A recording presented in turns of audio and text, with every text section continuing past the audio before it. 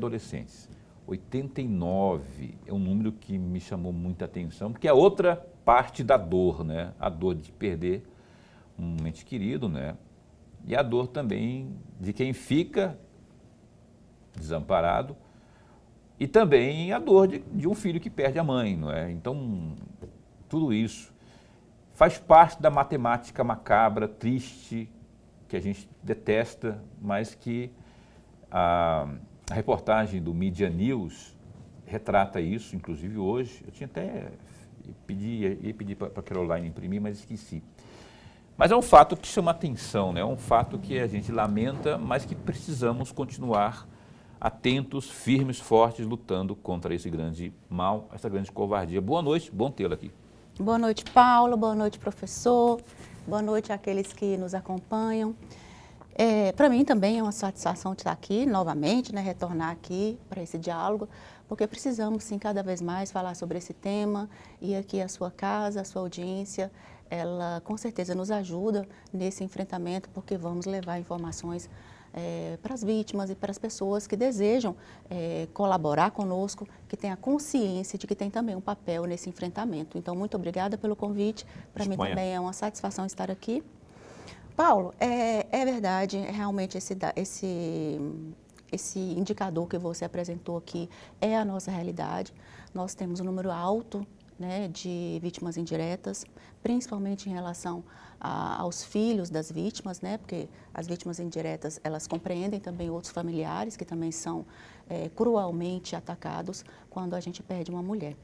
E isso chama muita atenção para esse tipo de crime, né? Revela a crueldade que é destruir a vida de uma mulher.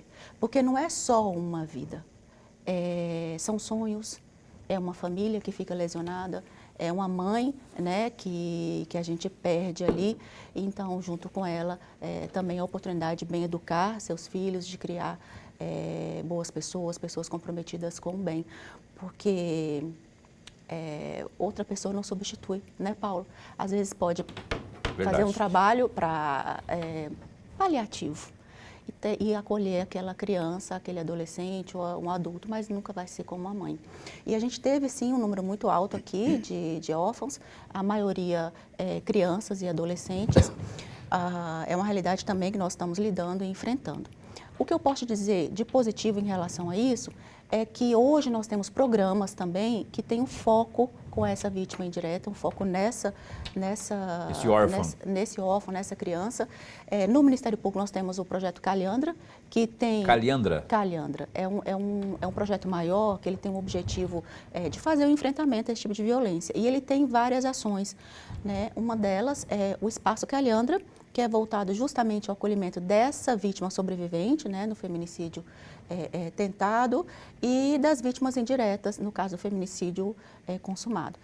Então, nós temos esse espaço que é pensado também nessas crianças, nesses adolescentes, e temos outros projetos também do governo, inclusive com transferência de renda, visando oportunizar a essas crianças, né, esses adolescentes, uma oportunidade naquele contexto tão crítico. Eu não lembro quem foi o gestor que colocou em prática, aprovou por meio do Legislativo, uma transferência de renda, o valor eu não lembro se era um salário mínimo, se era R$1.000 ou coisa do tipo, para essas crianças, não é? Existe no âmbito do Estado isso também? Sim, existe no âmbito do Estado um projeto que visa justamente fazer essa transferência de renda. Nós temos outros projetos também, um auxílio aluguel também aqui nós temos, e são todos projetos muito importantes. Com esse foco? Com esse foco, com esse foco. Perfeito, que ótimo. Professor Lorenberg, por favor. Promotora, antes de mais nada, registrar a nossa alegria, mas a alegria mesmo de tê-la aqui, mais uma vez, no nosso bate-papo. Todos nós ganhamos. Ganhamos porque nós estamos do lado de alguém que tem um conhecimento simplesmente grandioso e uma sabedoria extraordinária. Promotora, eu tenho aqui um trecho de uma fala da senhora numa entrevista no próprio Ministério Público. O Ministério Público tem um videozinho que faz um vídeo com entrevista, e a senhora estava nesse dia, no dia 29 de março de 2023. E o trecho que eu destaquei diz exatamente, entre aspas, quando uma mulher é agredida, é violada, o problema não é só daquela mulher. É importante que haja punição. É importante que haja atuação da sociedade em não aceitar aquela violência. E das autoridades também. Porque a impunidade passa a ideia equivocada de que está tudo bem, de que aquela violência contra a mulher é algo de menor importância. Isso vai retroalimentando a violência. É isso que explica, além do problema cultural, os índices tão grandes que tem aqui da violência contra a mulher. Fecham aspas. Eu tenho aqui uma pergunta, promotora, muito mais um pedido de reflexão. Eu assisti à entrevista da senhora e li algumas vezes esse trecho que a senhora disse. A partir disso, se eu estiver errado, a senhora me corrija por sempre. A partir disso, eu posso deduzir que a senhora está dizendo que a sociedade tem que reagir contra a violência, coisa que não vem fazendo. As autoridades têm que reagir contra a violência, coisa que não vem fazendo. E o Estado peca por ser incompetente para lidar com o problema.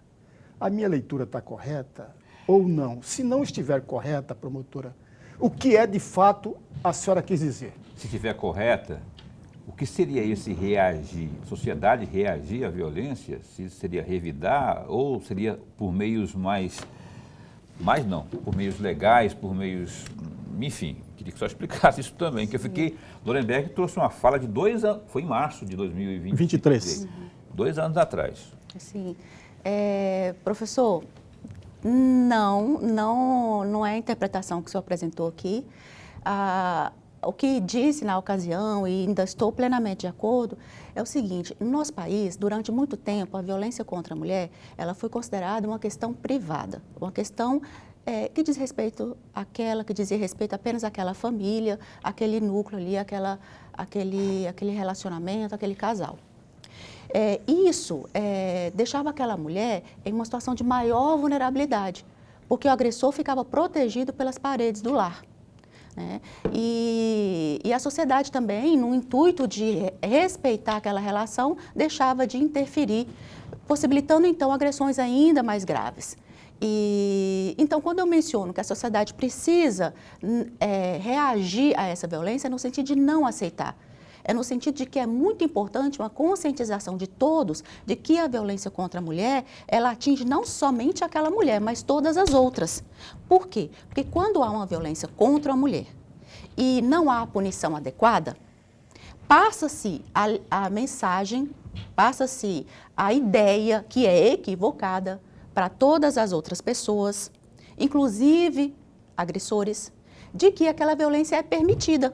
Ora, se houve uma violência contra a mulher e não houve a punição adequada, e diga-se de passagem, uma violência cruel, porque nós estamos falando de compleição física, a do homem é muito maior em relação à mulher. Então, há ali um sinal de covardia também, né? Então, quando essa violência que é cruel, que é covarde contra uma mulher, acontece e nada mais em relação à punição daquele agressor, outros agressores vão compreender de que ela é permitida, que ela é tolerada, né? Então, durante muito tempo, em nosso país, vigorou essa ideia.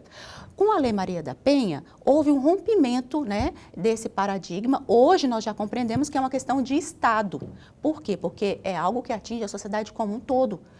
Né? Com a violência contra a mulher, tem essa mensagem pedagógica que é muito ruim, né? De que ela é tolerada, por isso é uma questão de Estado, por isso o Estado está autorizado e tem também o dever de intervir para evitar aquela violência, né? E punir também os agressores. É por isso que eu digo que a sociedade precisa realmente não compactuar, não aceitar.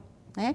Hoje nós já verificamos que ainda existe enraizada ali na mentalidade dos brasileiros aquela ideia já muito antiga de que em briga de marido e mulher não se mete a colher. Ainda existe, né? Mas nós observamos uma modificação que não acontece na velocidade que nós precisamos de rejeitar essa fala, esse ditado popular. Por quê? Porque ele permite a violência contra a mulher. E isso vai ensinando a outros agressores que podem agredir e a outras mulheres que elas têm que aceitar, né? Então, hoje a compreensão que a gente observa na sociedade é que cada vez mais as pessoas não estão aceitando a violência física contra a mulher, né? Hoje as pessoas, de um modo geral, elas já compreendem que em briga de marido e mulher, o que nós fazemos? Protegemos a mulher, né? Mas ainda não estamos caminhando na velocidade que precisamos. Mas ainda é muito presente essa fala, essa mentalidade. E é uma crueldade, né? Porque a maioria da violência contra a mulher, a maioria das violências acontece na presença de terceiros. As pesquisas demonstram isso, de familiares, de amigos, e muitos não reagem para fazer aquela proteção da mulher. E nesse aspecto, professor Paulo, nós não podemos nos omitir. Porque, nesse caso, a omissão, ela significa a escolha de um lado. E esse lado é o lado do agressor. A omissão é a escolha pelo lado do agressor. Então, por isso, nós precisamos realmente, todos nós, ter uma posição proativa, dar um passo à frente para fazer a proteção. Nós tivemos aqui em nosso país um vídeo, foi muito veiculado na mídia nacional, que foi um DJ, né? Um DJ que agrediu, um DJ muito conhecido, com a música muito conhecida à época, agrediu a companheira e o vídeo dessa violência, ele foi veiculado, né, nacionalmente. E no vídeo aparecia ela ao lado de um carro de bebê, sofrendo a agressão. Ela estava sentada, ele estava em pé e agredia com chutes e com golpes com a mão. E tinha uma terceira pessoa, que depois foi identificada como assessor dele, e não reagiu para proteger a mulher. A mãe dela, tinha uma mulher que depois foi identificada como mãe, também não reagiu. Então ela apanhou, são duas tomadas, né, são duas imagens, nas duas ela apanha sozinha, embora ela estivesse ali acompanhada. E a gente precisa mudar essa mentalidade, porque não acontece, por exemplo, quando temos violência contra criança, quando temos violência contra idoso, as pessoas não aceitam. Agora, a violência contra a mulher, há uma tendência, sim, ainda há uma tendência de aceitar, de se omitir, por conta desse pensamento de que em briga de marido e mulher não se mete a colher. Doutora Giliade, com todo o respeito que eu tenho por todas as autoridades que estão ligadas diretamente a essa causa, e eu não só respeito, como admiro a todos, inclusive a senhora, eu queria só entender por que a senhora acabou de citar dados aqui. Por que nós temos dados em mãos? O Tribunal de Contas acabou de divulgar um dado sobre esse aspecto, inclusive. A Polícia Judiciária Civil tem outro. Quer dizer, dados não faltam. Por que nós temos dificuldade de transformar esses dados em políticas públicas eficazes? Será que a gente vai ficar dando volta? Porque eu falo isso, e por isso que eu fiz questão de dizer com todo respeito, porque já não é de agora que a gente levanta dados, que a gente sabe, inclusive, causas, razões e circunstâncias, como vem acontecendo esse tipo de covardia. Eu, por exemplo, defendo a tese da educação. Por que não se mergulha nas escolas, por exemplo, porque de lá se reverbera, nego? Não pensa que não. Leva lá para o ensino fundamental, para o ensino básico fundamental, e leva lá uma promotora de justiça, leva uma juíza de direito, uma delegada da delegacia da mulher, a mulher lá, a coordenadora da Patrulha Maria da Penha, que vai estar conosco daqui uns dias, inclusive, uma juíza, enfim, passando, incentivando essas crianças, mostrando na prática esse negócio de briga de marido e mulher não se mete a colher. Isso aí, para as crianças, eu acho que isso vira chiclete, cola como chiclete na cabeça da gente, assim, porque elas vão levar. se não muito longe, mas para dentro de casa. Já seria um grande avanço, né? Imagina o filho lá dentro de casa, mamãe sendo maltratada, ainda que não na porrada, mas de forma verbal, por exemplo, o pai, vendo o pai dela agredindo, xingando, gorda, ou coisa do tipo, sabe? A criança vai poder, além de crescer e ser um menino não agressor, ou uma menina não vítima, ela vai estar ali podendo corrigir. Então a pergunta, a provocação, que o Lohrenberg sempre fala, é essa. Por que a gente tem dificuldade de avançar nesse sentido? Mas de forma eloquente mesmo. Lá no Dia da Mulher, pegar só o mês da mulher para levar palestra, pode não ser não. Não é o suficiente, não é o bastante. O bastante é pegar o touro pelo chifre e vamos fazer esse negócio acontecer. Levar o máximo, fazer passeata, carreata, levar para a escola, enfim. Vir aqui no programa Opinião e outros programas também, quem dera aí, outros também abrissem o espaço para a gente estar 1 hora falando desses assuntos aqui, que eu fico indignado. Foi até uma forma de desabafar, mas com muito respeito. Por que a gente tem dificuldade de transformar isso em políticas públicas? Olha, a elaboração, o desenvolvimento de políticas públicas para fazer esse enfrentamento é bastante desafiadora pelo seguinte, porque enfrentar a violência contra a mulher pressupõe a mudança de uma cultura. Né? Então, a mudança de uma cultura é algo bastante complexo, né, Paulo? A violência contra a mulher, ela tem raízes históricas, sociais e culturais. Então, é algo que existe no nosso país de uma forma muito, muito veemente, mas no mundo inteiro. A gente também sabe que quanto menos desenvolvido é o país, maior é a violência contra a mulher, também tem essa relação. Mas, de um modo geral, há uma violência contra a mulher, principalmente aqui na América do Sul, não só no nosso país, porque é desafiador fazer essas políticas públicas eficazes. Mas concordo com você que o enfrentamento a essa violência não pode ser feito mais de forma rasa, tem que ser feito de forma profissional e com estratégia. E penso, né, particularmente, que um desafio, que algo a ser corrigido, é melhorar a integração da rede. Porque nós temos uma previsão na Lei Maria da Penha, que é fazer esse enfrentamento a partir da colaboração de todos.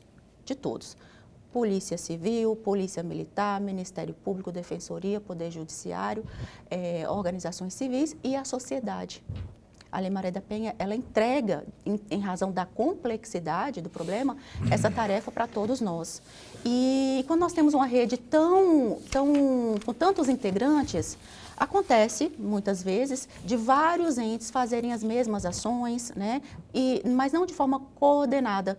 Né? Às vezes as mesmas ações são feitas quando, quando poderíamos melhorar, sim, o diálogo na rede. Esse é um desafio e, claro, trabalhar com a prevenção. Isso nós temos feito bastante aqui no nosso estado, precisamos evoluir, porque há sempre um caminho, né? Okay. Mas todos os entes têm desenvolvido campanhas, o Ministério Público tem inúmeras campanhas na área de prevenção, de conscientização, de orientação e também atuação repressiva, né? Ok. Eu sonho um dia ver esse link funcionando assim. Eu sei que existem ações, não estou dizendo que não existem. Ministério Público, Tribunal de Contas, Tribunal de Justiça, a própria Assembleia Legislativa, mas é coisa assim que pulverizadas aqui, outra colar, junto, continuamente, eu acho, né, todo mundo entrelaçado, meios de comunicação, enfim, sociedade civil organizada, todo mundo ali, eu acho que o negócio constantemente, não vez em quando, vez ou outra, assim, não, porque não é possível que a gente vai ficar refém disso aí, a de eterno, não é? Mas eu sei que existem ações aí. Acabei de falar do Tribunal de Contas, ela acabou de dizer também do Ministério Público, só que parece não ser o bastante. A 11.340 tem muita coisa boa prevista ali, a prática, cadê? Muitas falhas, até na fiscalização, enfim, também. Olha, o 11.340 é a Maria da Penha, 2006, salvo engano. A Opinião vai dar um tempo para o intervalo comercial e volta num instante só.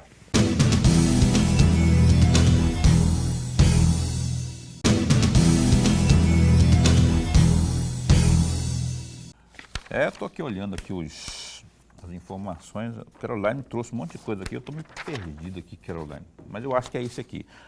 Estamos de volta aqui com um programa ao vivo, Opinião. Estava aqui, olhando aqui o GD. Paulo, o que é GD? É o Gazeta Digital. Dá um clique aí, www.gazetadigital.com.br, se intere de tudo que está rolando aí, aqui, no estado, no município, nos municípios, no país, no mundo, enfim. Sabe o governador Mauro Mendes? Pois é, rapaz, olha só.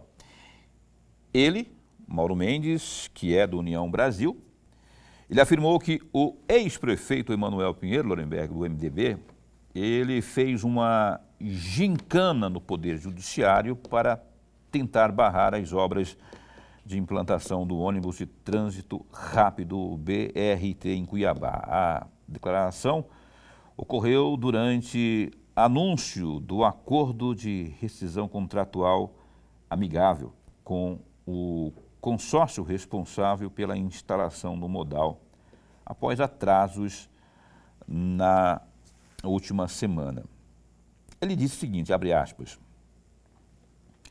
existe uma rescisão amigável. O consórcio tinha razão no atraso que ocorreu quase um ano, pois eles não podiam entrar em Cuiabá.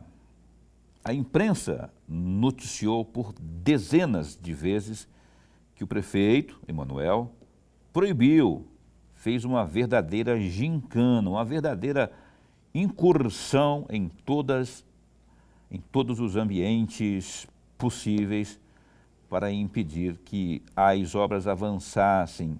Ele conseguiu atrasar em um ano a atuação do consórcio. Fechou aí aspas para o glorioso governador Mauro Mendes. Aí ele segue, né, apontando essas questões aí sobre os atrasos que, segundo ele, teriam sido provocados pelo então prefeito Emanuel. Tem mais detalhes aí, dá um clique no GD que você tem mais informações sobre o Gazeta Digital, www.gazetadigital.com.br. Lorenberg, fato é que a novela, uma acabou, a outra tiraram do ar, porque falta de audiência, eu acho. O fato é que nós estamos ainda com essa... Eu queria falar um palavrão, mas Dorileu não deixa que a gente fale palavrão aqui no ar, mas esse engodo, essa cicatriz aí, que não sabe se é VLT, se é BRT, se é o lelê. E aí, agora o Mauro fala uma coisa que o Emanuel exigia, enquanto prefeito lá atrás, que, ó, a casa é minha, ou seja, o município, quem tem o comando sou eu. Então aqui, para entrar a obra, tem que ter a minha autorização e por aí vai. E o Mauro Mendes está com esse tipo de argumento aí. Meu amigo Paulo e amigo telespectador, com todo o respeito que eu tenho pelo governador do estado, com todo o respeito que eu tenho pela pessoa do governador, mas esse argumento não mais convence ninguém. Porque, veja, o que o prefeito Emanuel Pinheiro cobrou? Que, aliás, o Ministério Público também cobrou. O cumprimento da lei municipal para que o governo do estado apresentasse um projeto e um laudo de aprovação para a questão ambiental, que está na lei, é a lei. O prefeito não estava cobrando nada de anormal, cumpra-se a lei. E qualquer obra, seja estadual ou federal, para entrar no município de Cuiabá, precisa ser a aprovação da prefeitura. Acontece que o governo sempre atrasou porque ele queria desrespeitar e desrespeitou a lei municipal. Tanto é verdade que o Ministério Público cobrou isso também. Então, veja, amigos, não venha dar desculpa que o prefeito Emanuel Pinheiro atrasou as obras. Se atrasou, eu faço uma pergunta para o amigo telespectador. Por que então que as obras em Várzea Grande atrasaram? Coisa que o prefeito Calil, não cobrou nada. Não existe uma lei municipal. E por que essas obras em Várzea Grande atrasaram? Tem justificativa?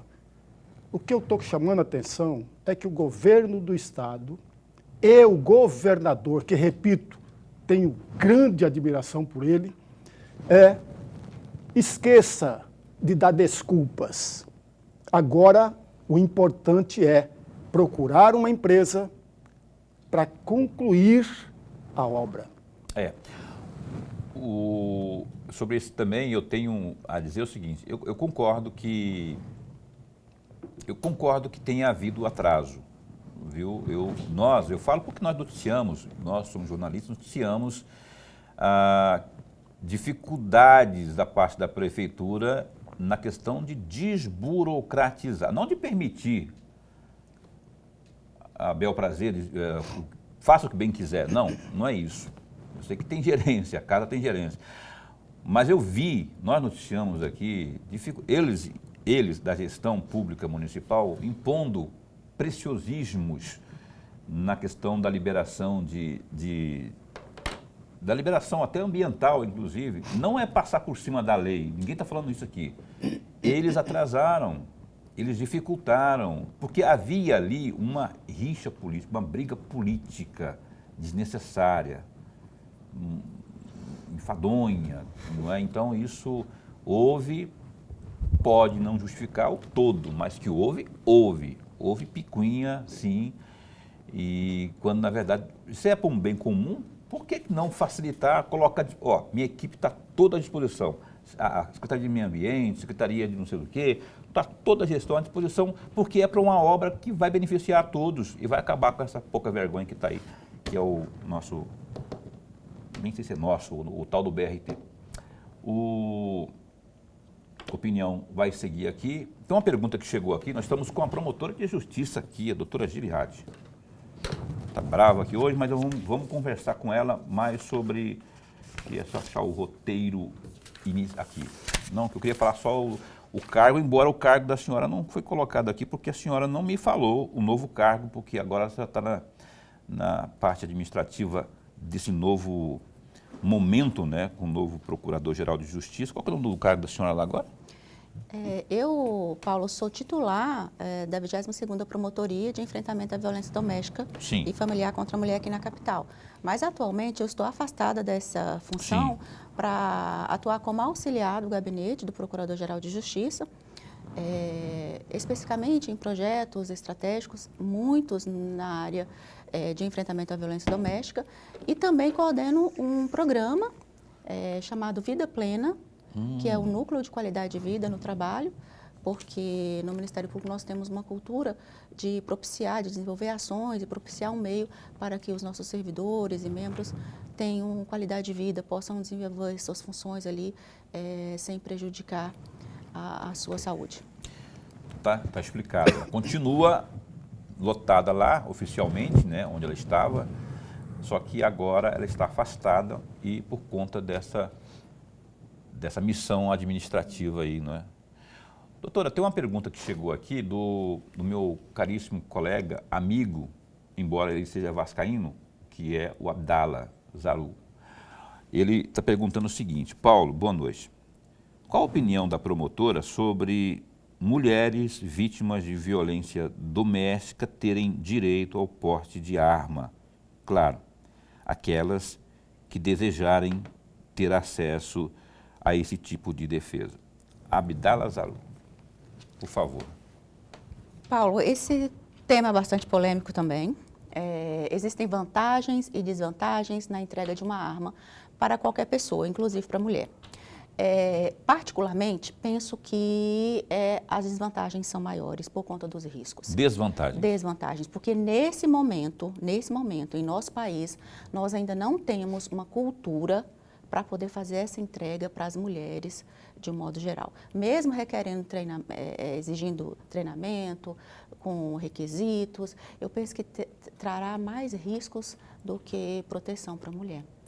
Por quê? Porque a mulher ela vai estar armada em uma situação pública e vai estar ali numa situação de confronto, não só com o seu parceiro, mas pode acontecer com a sociedade em geral. E o manuseio de uma arma instrumento feito para matar, né? É algo bastante sério.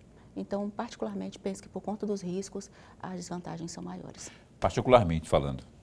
Sim, mas reconheço que tem vantagens também, Não, né? eu perguntei particularmente essa ênfase por conta de que estudos podem vir.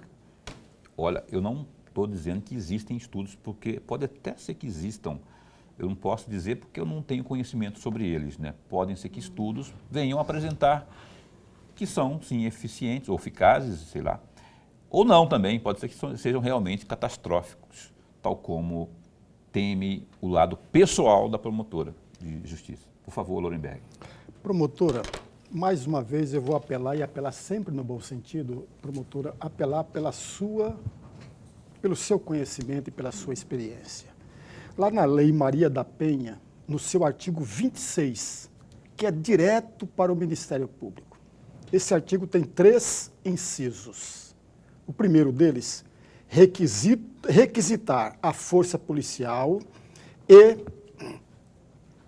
serviços públicos de saúde, de educação, de assistência social e de segurança. O inciso 2, que aí é o foco da minha pergunta, fiscalizar os estabelecimentos públicos e particulares de atendimento à mulher em situação de violência doméstica e familiar e adotar de imediato as medidas administrativas ou judiciais cabíveis no tocante a quaisquer irregularidades constatadas. E o inciso 3º, que é o último, cadastrar os casos de violência doméstica.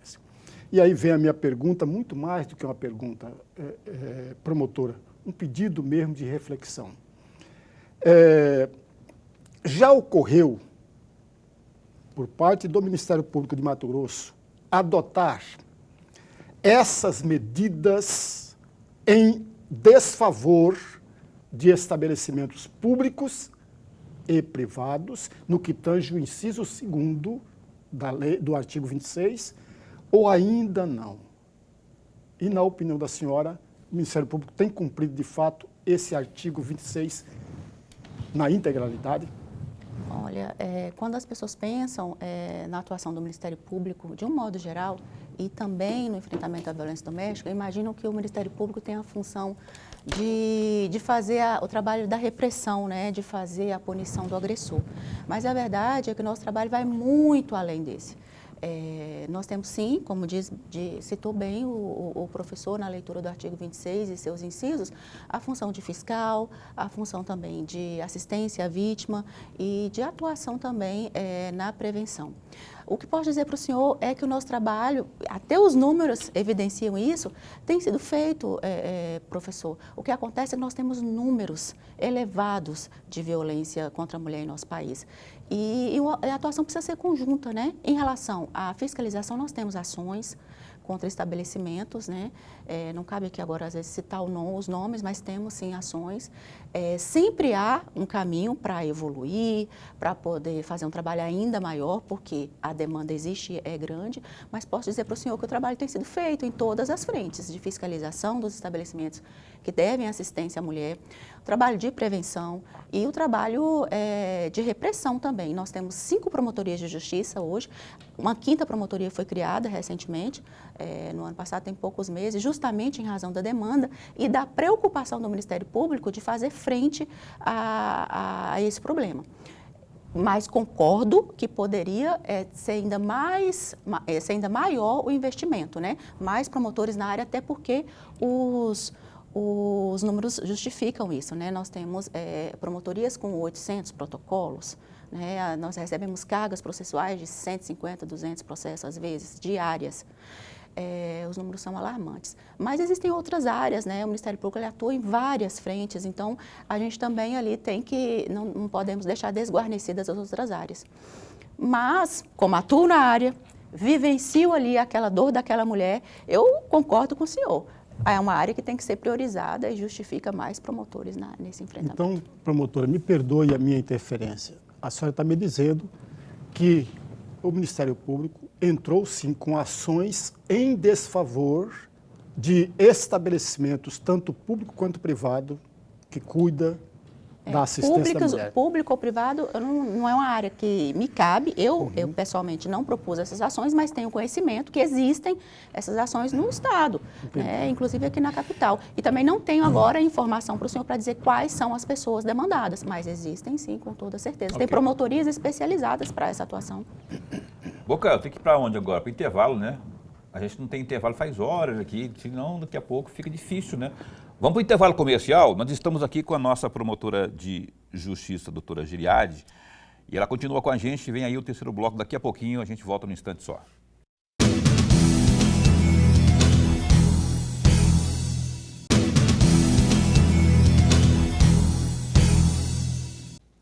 Cá estamos de volta ao vivo. Você está vendo aqui, assistindo ao programa Opinião, né?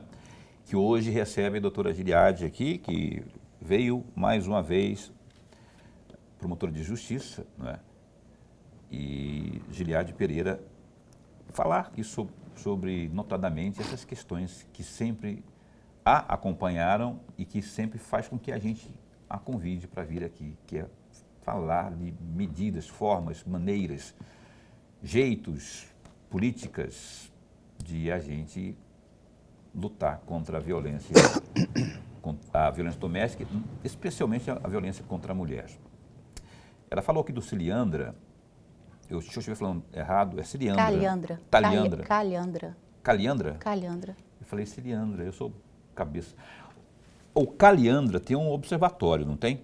Sim. Como que me fala sobre esse observatório, que tipo de observação, que tipo de levantamento já foi feito com a importância dele como um todo nessa engenharia toda aí de combate à violência.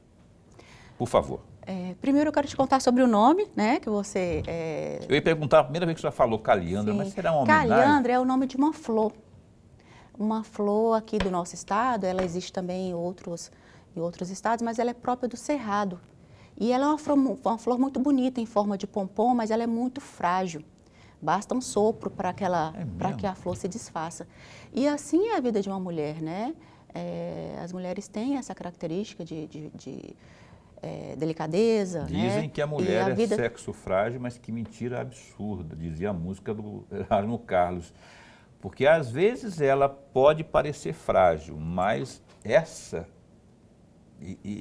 gênero, não é? A mulher como um todo, desculpa te interromper, eu conheço tantas, até simples demais, muito humildes, mas que tem uma força interior, uma resiliência.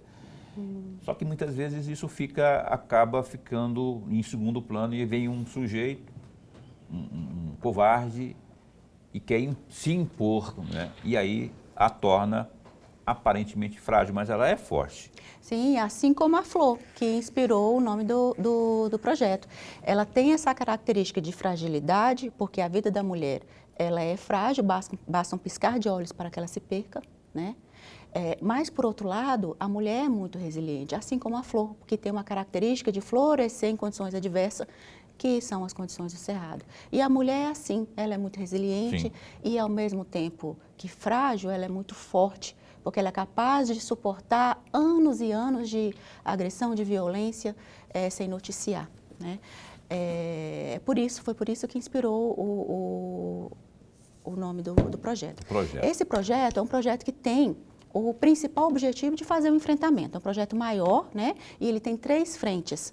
Primeira, já mencionei aqui, é o espaço Calhandra, que tem o objetivo de ofertar um ambiente propício para a escuta dessa mulher de forma segura e sigilosa, porque, afinal de contas, ela está ali para falar de algo que é muito íntimo, né, de uma violência que ela sofreu do seu algoz, que é a pessoa que ela escolheu para dividir a vida, e algo que acontece dentro do seu lar, dentro da sua intimidade. Então, há que ter esse cuidado e nós procuramos desenvolver esse ambiente. O Observatório é um canal virtual. E o Observatório é mais uma ação dentro desse projeto maior, que é o Projeto Calhandra. Ele é um canal virtual, tem o objetivo de ofertar informações e orientações à vítima e àquelas pessoas que têm o intuito de conhecer um pouco mais, já desenvolver a consciência de que devem também ter informações para levar a essas mulheres a fim de ajudá-las. E ali é possível obter dados, indicadores da violência aqui do nosso estado. A alimentação é muito rápida. é quase que em tempo real. Aconteceu a morte da mulher, a Polícia Civil recebeu o registro, a gente já tem ali. Além disso, tem o objetivo também de facilitar o acesso da mulher aos outros braços da rede. Então, ali ela tem informações de outros órgãos que farão a assistência dela, a Polícia Civil também. Nós temos um link ali para poder possibilitar o pedido de medida protetiva diretamente do Observatório Calhandra. E um outro ponto também, professor, que é bastante relevante, são informações, é um quiz que nós temos lá, que auxiliam a vítima a analisar se ela está ou não em uma relação de violência, uma relação abusiva. Porque essa mulher, muitas vezes, ela tem dificuldade de avaliar a situação e saber se ela está ou não vivenciando um risco, uma situação de violência. E esse quiz auxilia, porque a vítima da violência doméstica ela tem essa dificuldade. E a partir disso, ali nós temos direcionamentos de onde ela pode ser atendida. Ok. Um outro ponto também relevante que temos ali são depoimentos de vítimas sobreviventes dentro do observatório. Nós temos depoimentos ali que são bastante relevantes. Por quê? Porque eles nos ajudam a lembrar de uma mulher, de uma vítima que se perdeu, de uma vida que se perdeu e que nós tendemos a esquecer. E ela precisa ser lembrada como forma de proteger outras mulheres. Tem psicólogas que fazem essa observação? Temos psicólogas dentro do Espaço Calhandra. É isso que eu estou perguntando. E aí o Espaço Calhandra, que é aquela primeira ação, além do local adequado, existe também um atendimento multidisciplinar, feito por assistente social, por psicóloga e também uma assistência jurídica. Então, porque nós já entendemos que a violência contra a mulher, ela não se faz apenas com o direito, né? Precisa de outras ciências para o enfrentamento. Perfeito. Professor? Promotora, agora uma curiosidade. Aproveitando exatamente a deixa da penúltima frase que a senhora usou. Auxiliar as mulheres que estão correndo riscos. E por aproveitar isso, eu me lembro que o Tribunal de Justiça de Mato Grosso criou internamente um núcleo. Esse núcleo chama-se Thaís Machado, que é uma ex-servidora que sofreu ou foi vítima do feminicídio. E criou esse núcleo para atender às servidoras do Tribunal de Justiça. Só para que o amigo possa entender, o amigo telespectador possa entender, só no primeiro semestre de 2024 foram atendidas, no primeiro semestre, foram atendidas 96 mulheres, servidoras do Tribunal de Justiça. E aí vem a minha curiosidade. O Ministério Público, internamente, tem esse núcleo, tem essa sala, ou já pensou em uma sala para atendimento aos seus servidores, ou melhor dizendo, às suas servidoras, que têm riscos ou correm risco de violência doméstica? Olha, nós não temos uma sala específica, né? Que, aliás, é uma medida muito importante, porque a violência acontece em todos os locais, por isso que nós falamos que é uma violência estrutural. Ela está nas igrejas, ela está nas escolas e também nas instituições. O que faz a diferença é a forma como as instituições lidam com essa violência, fazem esse enfrentamento. E o Tribunal de Justiça, mais uma vez, há de se reconhecer, esteve à frente ao criar um espaço específico para isso, né? Estive lá no lançamento e realmente é algo que passa uma segurança, né, para as juízas e para as servidoras. O tribunal teve ali, dentre os seus integrantes, casos alguns até emblemáticos, né, de juízas que perderam a vida, a própria Thaís, que trabalhava no enfrentamento à violência doméstica. Então, isso chamou muita atenção.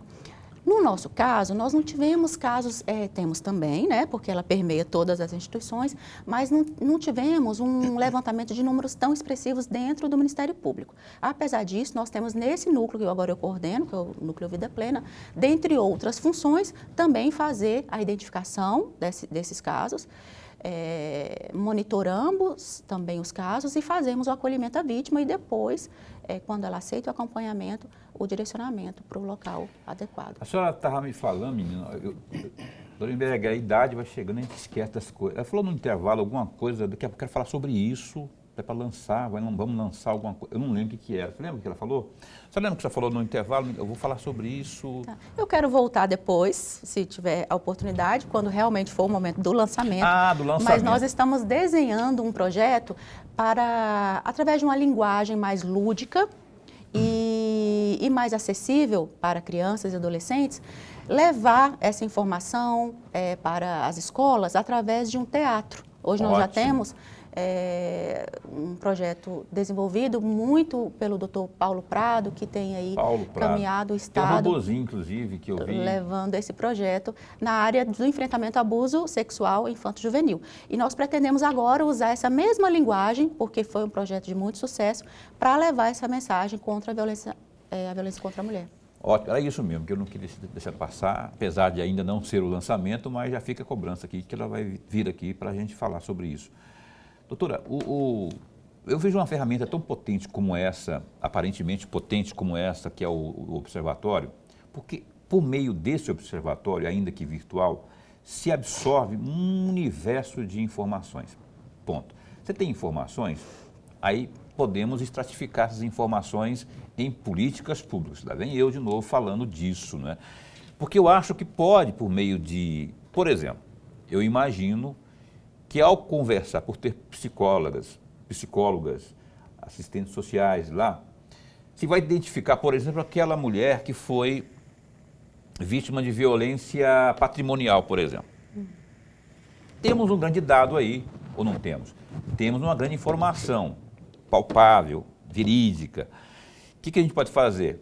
Juntar todo mundo, inclusive legislativo e executivo, e vamos oferecer qualificação para essa mulher, se ela não tiver, porque talvez ela esteja lá sofrendo humilhações e violência do agressor por conta disso, porque não tem o que fazer, não sabe o que fazer da vida, fica refém do marginal lá, do covarde lá.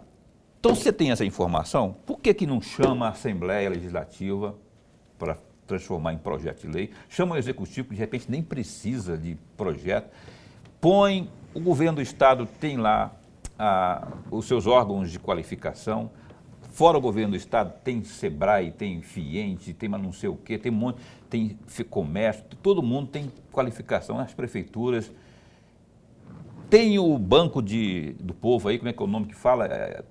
Desenvolve MT também para oferecer linha de crédito. Está tudo aí, por que a gente já não esmiuça isso?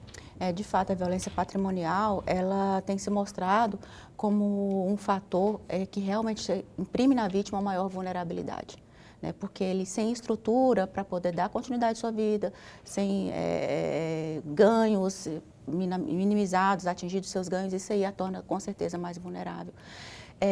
Eu não sei se tem projeto de lei aqui, né? Preciso verificar, mas sei que tem estudos em âmbito nacional para tipificar essa conduta. Justamente em razão da violência patrimonial, justamente em razão de ser, sim, um fator que torna a vítima ainda mais vulnerável. Agora, aqui no nosso estado, no sentido de oferecer capacitação a essa mulher e a inclusão dela, a inserção dela no mercado de trabalho, nós temos um projeto, que é um projeto bastante, que está ganhando cada vez mais fôlego e tamanho, desenvolvido em parceria com o Ministério Público do Trabalho, que tem justamente esse objetivo, de fazer um cadastro de empresas que têm essa cultura de acolhimento e de inclusão da mulher e também a capacitação. E depois levar a mulher para esse encontro, né, com a empresa que se disponibilizou em recebê-la. É o projeto Florir. Uma forma até de uma política pública também, que talvez seria a empresa, não é, por meio do governo, ter algum tipo de incentivo aí para absorver a mão de obra da mulher. A qualificação, então, nem se fala, né? A mulher está ali, está precisando disso, vem a empresa e abraça, e ela qualificada não vai ter por que dizer que porque só para ajudar. Não, porque ela é competente, até porque ela é competente, né? Ela tem todas as formas que nós temos, os homens, elas também têm as possibilidades aí de até melhor, viu? Conheço mulher aí que dá de 10 aí, em muitos homens aí. Lorenberg, a última pergunta do programa, gostaria que você fizesse. Promotora, o Ministério Público tem duas normativas, se eu estiver errado, a senhora vai me corrigindo sempre, duas normativas, e tem um conjunto de ações. Ao longo do projeto, a senhora falou do programa, a senhora falou de algumas ações. Eu gostaria muito de ouvi-la, muito rapidamente, a respeito dessas duas normativas e a importância delas para garantir a segurança da mulher e uma ação para garantir a segurança da mulher? Em âmbito nacional, nós temos resoluções do CNMP que sinalizam para a necessidade de fazer esse enfrentamento de forma prioritária. E isso, claro, tem sido desenvolvido pelas unidades ministeriais de todo o Brasil. Inclusive, nós vamos receber aqui no nosso estado a corregedoria do CNMP, que é uma correção temática, que vem justamente com esse olhar para o enfrentamento à violência doméstica e familiar contra a mulher e também a atuação que tem sido feita na tutela das crianças e adolescentes. Então, ela é temática por essa razão, justamente em razão da maior vulnerabilidade. E isso, professor, para todo o país. Então, desde o CNMP, nós temos essa diretriz aí para priorizar esse enfrentamento.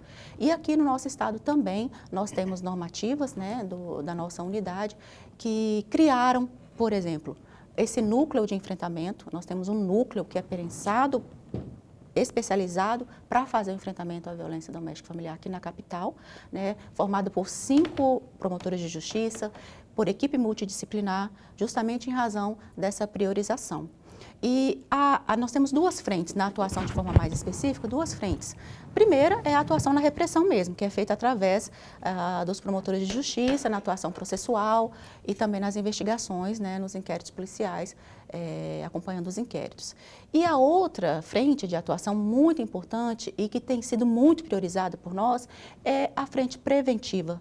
Porque acho que é possível, né, acompanhar aí na mídia, o Ministério Público tem desenvolvido ações grandes para poder levar essa informação à população, de campanhas veiculadas em rádio, televisão. Nós temos agora um projeto que está sendo desenvolvido lá no Shopping Pantanal, já é a 2ª edição do projeto Diálogos com a Sociedade, que tem alguns temas esse ano, né? Ano passado foi só violência contra a mulher, foi só temas do universo feminino. Esse ano nós temos outros, mas a prioridade, principalmente agora, nesse início de março, por ser o mês da mulher, e também em razão da demanda, é justamente falar sobre esse tema, levando informações e conscientizando a população. Okay. E vários outros palestras, é uma frente bastante grande, a frente preventiva. Eu queria continuar, por mim, mas eu não tenho tempo, o tempo nosso aqui já se foi. Eu quero agradecer de verdade aqui a nossa caríssima doutora Giliade, obrigado pela atenção que a senhora dispensa a esse programa, aos nossos convites, e esse espaço está honestamente à disposição para as causas que a senhora defende, que nós estamos juntos também. Conte com esse programa humilde aqui para sempre reverberar as ações do Ministério Público, notadamente essas de combate aí à violência doméstica, violência contra a mulher. Obrigado. Em nome do Programa Opinião, a senhora, parabéns pelo mês das mulheres. Tá? A senhora representa muito bem. Muito obrigada. Queríamos ter aí mais umas 50 Giliades, umas 50 Maria Erotides, umas 50, enfim, essa mulherada que trabalha forte. Então é isso, estamos sempre à disposição aqui, conte sempre com a gente. Quero agradecer também, Paulo, a você, ao professor, ao Programa Opinião pelo espaço e pela sensibilidade que tem demonstrado para trazer esse tema cada vez mais, né, de forma muito proativa e comprometida, e reconhecer também que se hoje, como mulher, como promotora de justiça, eu posso estar aqui falando para tantas pessoas contra esse enfrentamento, porque a mídia pautou esse assunto lá atrás, né? Então, somos muito gratos. A mulher brasileira deve muito à imprensa. Verdade. E nós devemos tudo a essas maravilhosas aí. Querida, beijo. Obrigado, viu? Esqueci seu nome de novo. Rayane, que é assessora de imprensa lá do Ministério Público. Obrigado também por estar conosco sempre, viu? Dando força nas nossas pautas da vida. Rayane, parabéns pelo seu mês também, das mulheres, as mulheres da sua família, sua mãe, sua avó, enfim. Orenberg. Até amanhã. A prefeita de Várzea Grande, Flávia Moretti, vai estar conosco amanhã, às 19h30. Esse mês só mulher aqui, só mulherada aqui no Programa Opinião. Flávia Moretti, amanhã, às 19h30, ao vivo no Programa Opinião. Até lá, se cuida, fica bem, fica com Deus também.